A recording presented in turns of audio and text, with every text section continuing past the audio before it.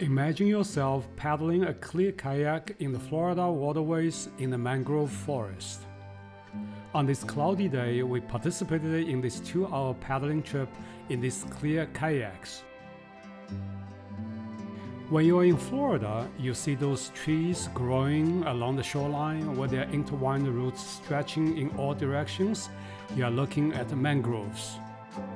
Mangroves are marginal plants, meaning they grow in shallow waters and moist soil.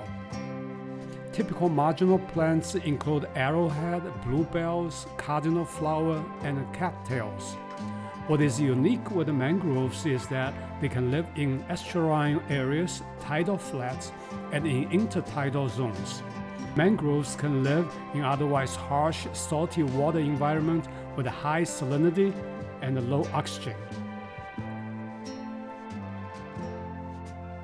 Mangroves tend to grow together. When they do, it's called a mangrove forest. Mangrove forests have dense tangle of prop roots that help the trees handle the rise and fall of the tides. These strong roots help prevent erosion by trapping sediment and stabilizing shorelines. Black, red, and white mangroves are viviparous, meaning their seeds germinate while still on the tree and begin to develop before dropping off. The mangroves around us on this trip are Florida Red Mangroves.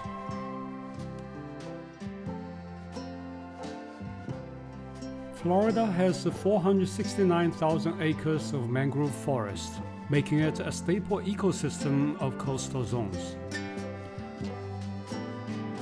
Mangroves grow only in warm places. There are about 80 different types of mangroves. Some mangrove species have tall, arching roots that allow the plant to absorb oxygen through its bark.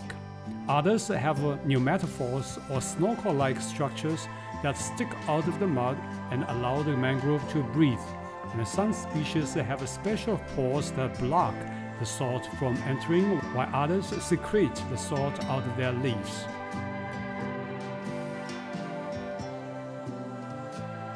Mangroves serve as nurseries for fish, oysters, crab, and shrimp. Snook, mangrove snapper, tarpon, jack, moly, sheep's head, and a large variety of other Florida fish feed on this tropical plant. Its branches and boughs become nesting rookeries for many species of birds.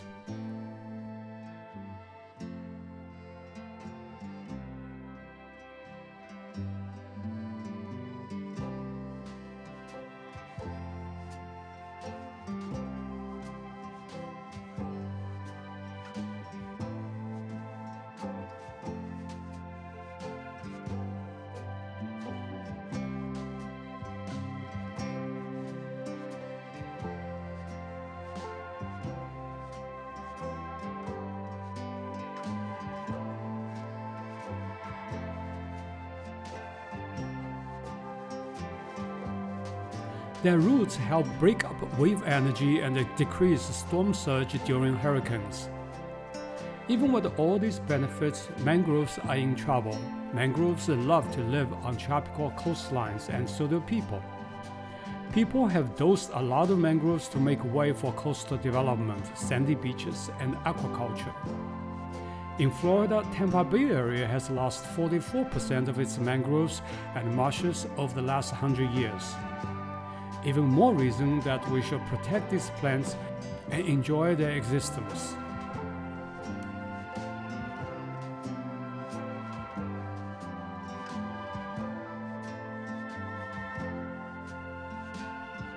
Kayaking in mangrove tunnels is an adventure. Mangrove tunnels are small waterways under a canopy of mangroves that create a tunnel effect. Many of the tunnels were originally ditches dug years ago for mosquito control. The strategy did not work, and the ditches left behind eventually canopied over to become a mangrove arbor. Other mangrove tunnels have formed naturally where tidal waves ebb and flow.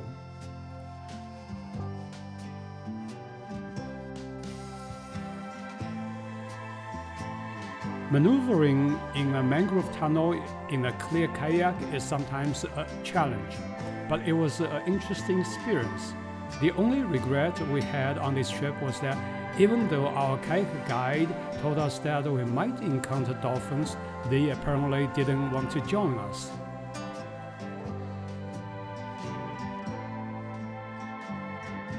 On this 2-hour kayak trip, we learned a great deal about mangroves. It was quite educational. For this and for the no-show of those dolphins, we assigned this trip 3 stars.